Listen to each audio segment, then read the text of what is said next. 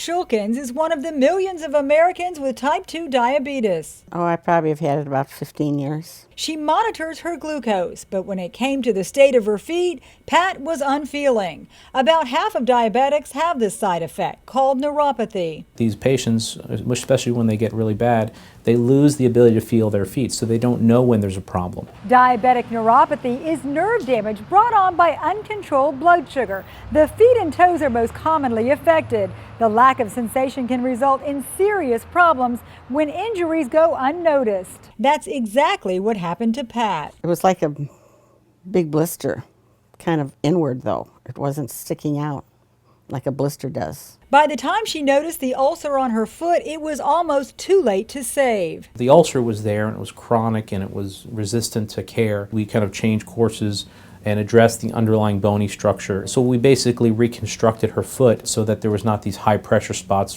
where the ulcer or the bone would break through the skin. Experts stress the importance of knowing the symptoms, which may include tingling, burning, pain, or numbness in the feet, getting annual foot exams, and wearing approved diabetic shoes if needed. And even a simple thing like an ingrown nail, it can get infected, it could get down to the bone, and you can risk losing the toe. You or I would notice a sore developing or even a little cut on your foot.